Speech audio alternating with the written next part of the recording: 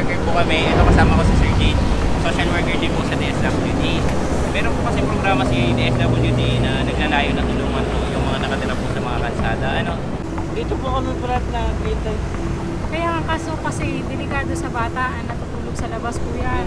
Hindi naman. Dito po kami parat na kita. Dito po. May ID ka? Taga dito ka? Okay. Okay. Sama ka namin.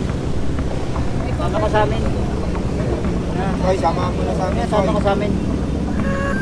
Sige na. Magdamit ka. Sige na, sama ka sa amin. Sama sa amin, patulog doon. Sige na, sige na, tayo na. Sama ka sa amin, tawagan ko. Buhatin na natin.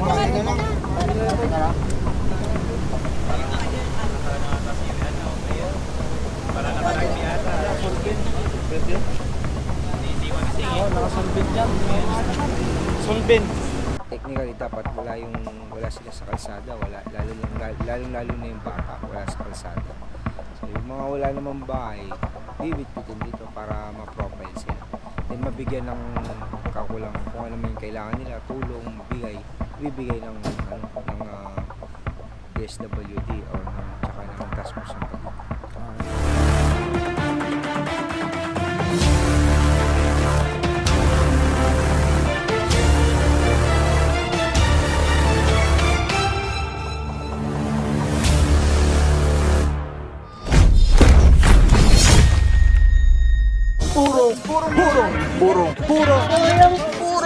Purong pagmamahal.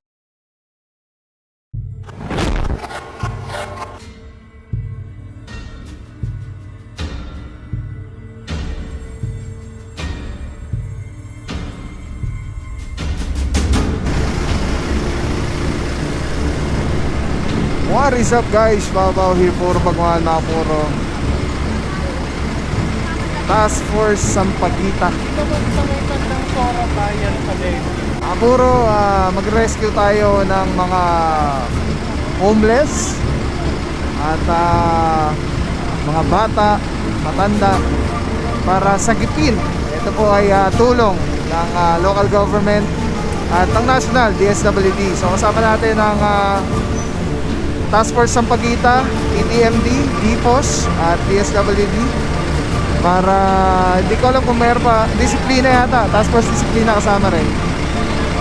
And hindi na natin sure kung ano pa yung mga departamentong kasama natin. Pero ayan na nga, magre-rescue tayo ng mga homeless na makikita natin sa lansangan ng Quezon City. Oras natin mga puro, alas 10 ng gabi, Monday. Grabe, straight tayo from towing operation kanina, tapos diretso dito. September, grabe, 18 na, September 18, 2023. Tapos diretso na po ito hanggang alas 4 ng umaga.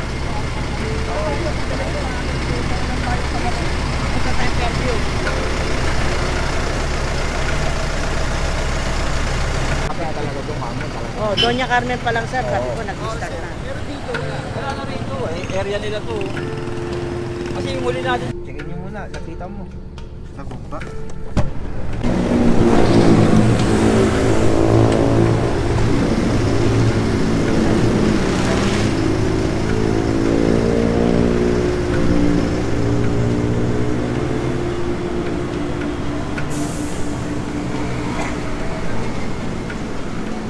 Ay, sir.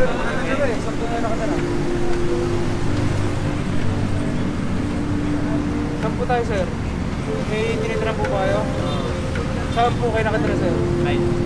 Ay sir, magandang gabi po. Sir, social worker po ako sa DSWD. Mga interviewin lang namin kayo sana sir. May, sir, matagal na kayo sir nakatira, no? Ba't dito po kayo natutulog? Ay, lang po ako natulog. Po?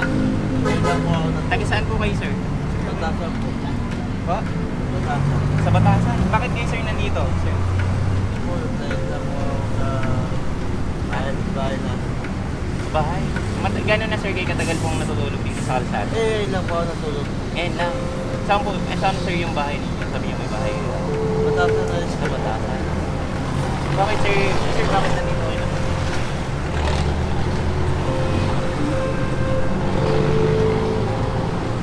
Kasi sir, kami po sa DSWD, sir, in-interview po namin sir yung mga natutulog kasi dito sa mga kalsada.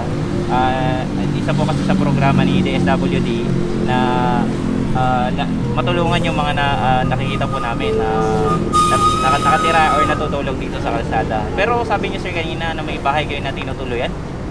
Saan sir yung nasabi niyo kanina sir? Batasan po. Batasan. Sabi niyo sir, ngayon lang sir kayo natulog dito. Bakit po kayo sir dito natutulog ngayon? Pero willing kayo sa bahay ninyo. Anong trabaho ninyo sir dito? May trabaho po ba kayo dito? Sa command market. Ha? Yan po ako sa trabaho sa command market. Dala po ako dyan, vendors. Bubuhat-buhat dyan. Yung inuwihan niyo sir na na bahay niyo doon. Ano yun, may kamag-anak po ba kayo doon? Sino sir kamag-anak po ninyo doon? Mama ko, kuya ko. May mapapakita ba kayo sir sa amin ngayon na valid ID or ano man na dala ninyo? Meron po ba? Pasensya na sir. Ano lang din namin.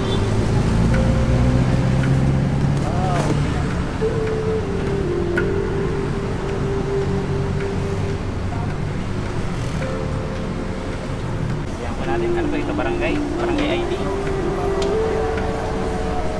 Barangay ID. Tayo po si Lorenzo. Apa ko yan? Sa Batasan Hill. Oo nga, taga-Batasan nga po kayo. Kala namin, lasing po ba kayo sir? Nakainom po ba kayo? Hindi po ako umiinom. Nakailang gabi na kayo sir natulog dito? Lang po. Ngayon lang talaga. Sige po. Sige sir, pasensya na. Sige. Matang gabi. Balik na kayo sir kasi actually sir, nag-i-interview talaga kami ng mga natutulog sa kalsada. Ha? Iwasan niyo po dito matulog sir. Ha?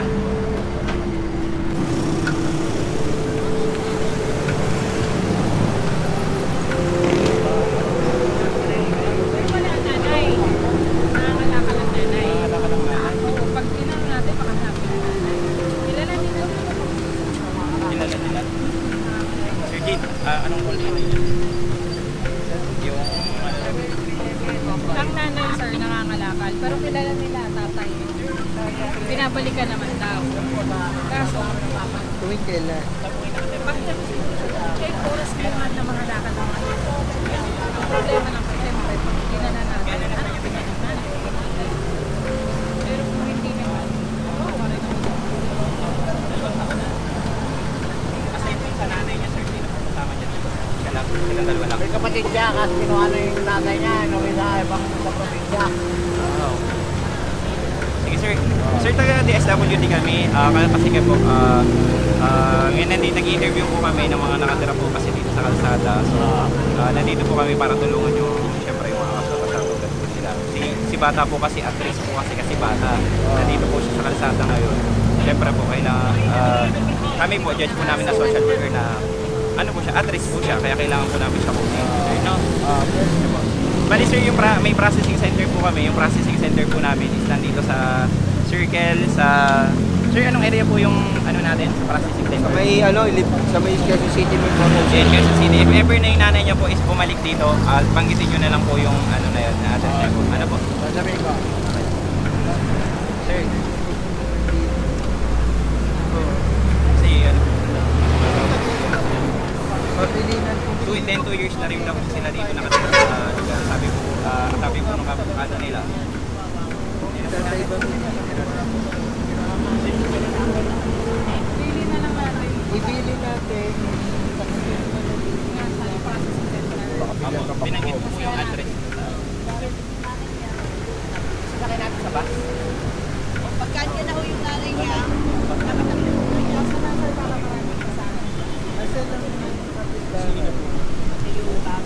Nasaan na si tatay? Doon po si tatay. Kilala po. Kilala nila yung ayun si tatay. Kilala po nila yung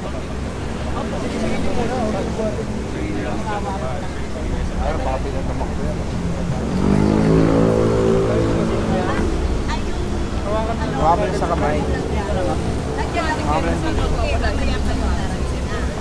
Kasi mag-ano lang po siya, nangangalakal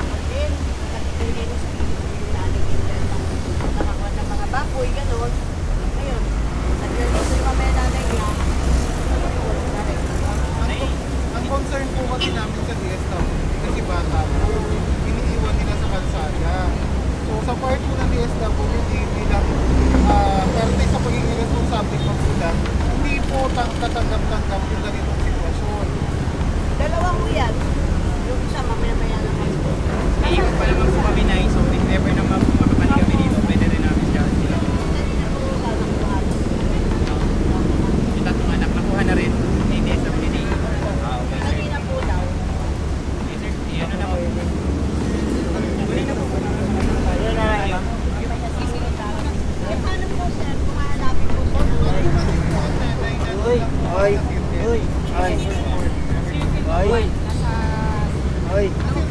Oy. Oy. Oy. Sama ko sa amin. Oy, sama mo na sa amin. Sama ko sa amin. Sige na. Magdamit ka. Sige na, sama ko sa amin. Samahan, matulog Sige na, sige na, tayo na. Sama ko sa amin, tawagan mo. Buhatin na natin.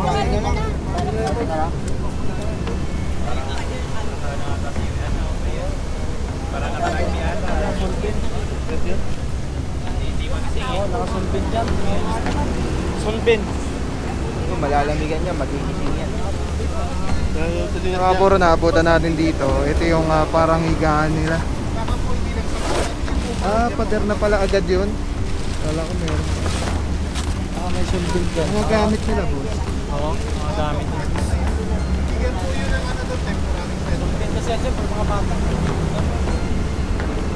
Ay, yung mga puro dadali na po yan doon sa parang evacuation na nasa Quezon City Circle. Malapit ka ata eh. Sarado yung damit kasi. Kanan doon. At pakakainin po siya doon. At meron siya maayos na tutulugan doon. Tsaka kausap mo si ano. Meron doon may tulog.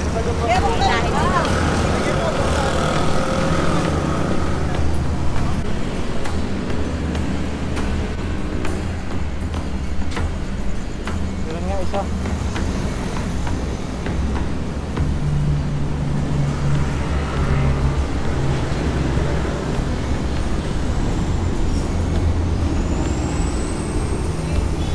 Mga puro ito, may bata saka merong magulang.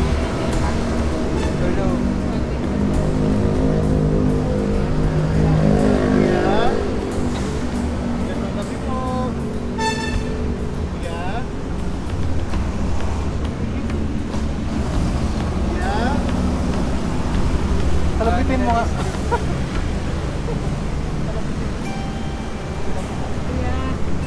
Kuya. Magandang gabi po. Pasensya na sa abala, kuya. Taga-DSWD po kami. Pwede po kayo makausap sandali. Pasensya na, kuya, ha. Taga saan po kayo? Diyan lang po. Saan po? Diyan sa Sudan. May inuwian kayo dito? Opo.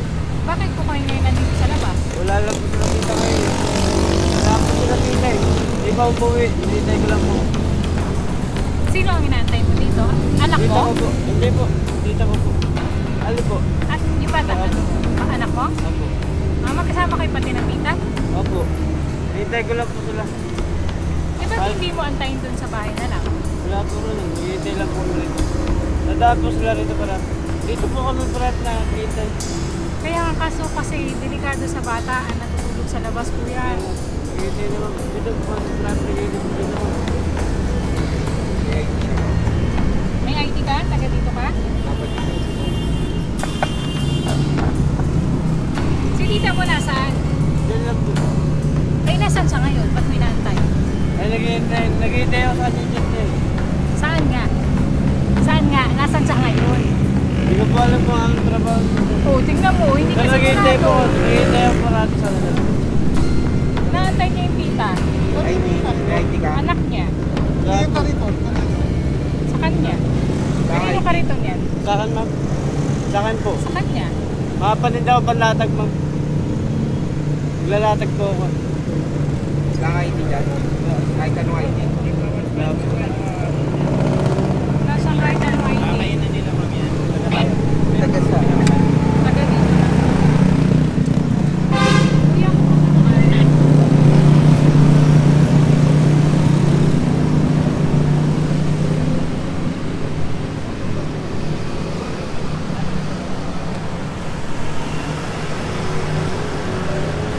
Mga puro, kasama rin natin ang QCPD.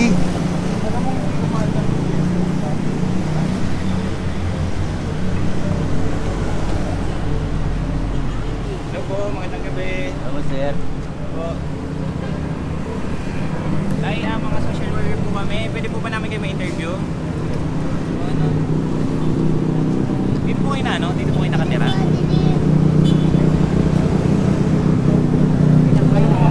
Pasensya na po, interviewin lang po namin kayo saglit lang. Anak ninyo?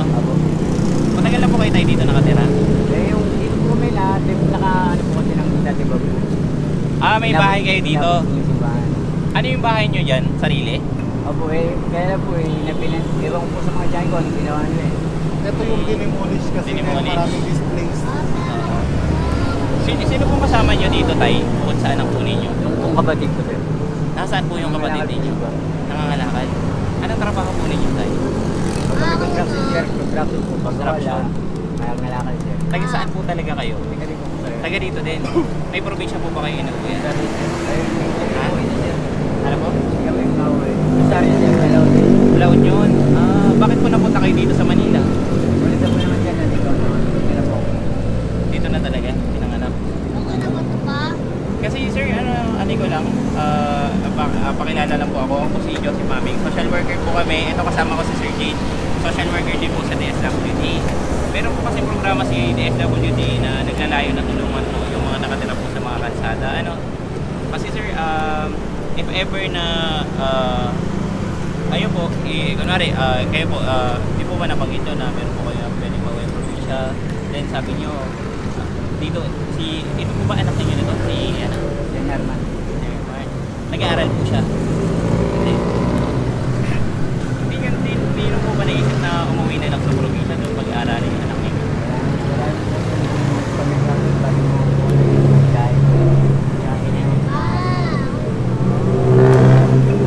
Kasi sir, pwede namin kay sir tulungan if ever na gusto nyo umuwi. Wala po kayo balak na umuwi talaga. Yung asawa nyo, taga saan yung asawa ninyo? Wala na. Ang asawa nyo na lang, ito na lang. Sabi nyo kanina may kapatid kayo. Nangangalakal, babae, lalaki. Kasi po explain ko lang yung programa ni DSWD. Kaya kung bakit nandito po kami ngayon. Kasi si DSWD po, yung programa po na ito, kami ngayon, kami po mga social worker na nag-i-interview, ino-open po namin sa inyo na pwede po namin kayo matulungan if ever. Kasi kayo po, hindi nyo po, marami po sa mga nakatira po sa kalsada, hindi po alam yung tulong na pwede yung maibigay ng gobyerno. If ever na kayo po is umuwi sa probinsya at doon po kunwari, sabi nyo may probinsya po kayo sa La Union, pwede po namin kayo matulungan na pag-start po ng negosyo po. If ever, kami na po mismo sa DSWD ang tutulong po maghahanap, then ititrace po natin yung family nyo. Sabi nyo hindi nyo nakilala yung iba yung family na nakatira doon. Ano po? Kapatid ng papa niyo yan. Kasi sir, hindi nyo ba naisip na mas mahirap tumira dito sa kalsada kaysa nasa probinsya kayo? Kasi nasa kalsada po kayo. Hindi nyo naisip doon. Sino po nagbabantay sa kanya kung kapag po sabi niyo nagko-construction kayo? Nandito rin yung kapatid ninyo. Nasaan po yung kapatid ninyo? Ano nga malakal?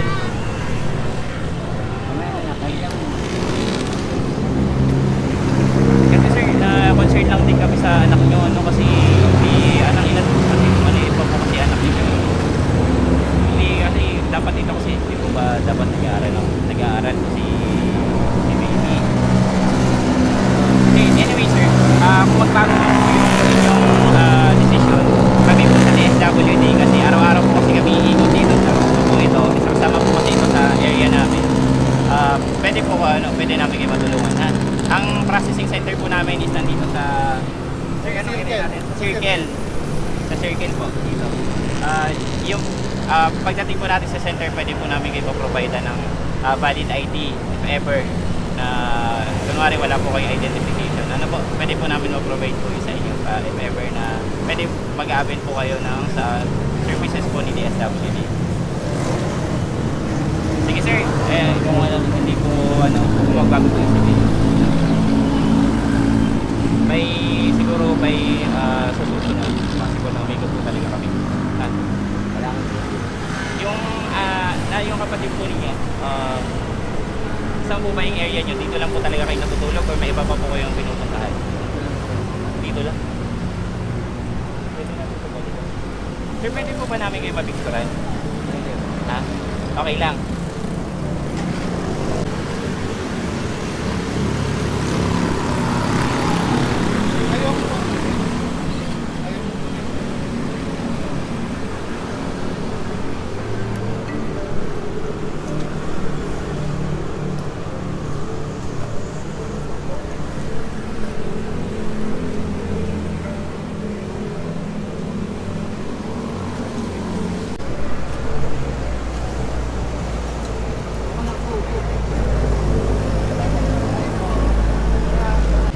Alright guys, at kasama pa rin natin ang TTMD, grabe all around. At ito nga ang ating team leader na kasama today.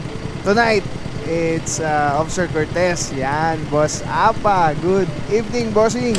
Boss, malaman lang po namin na ano po ba yung main objective natin ngayong gabing ito? Meron tayong joint reach out program, yung task force ang pagkita, saka yung Homeland pag-abot, yung ano ng DSWD. So, ano tayo, ikot tayo sa mga specific area na possible na merong mga street dweller.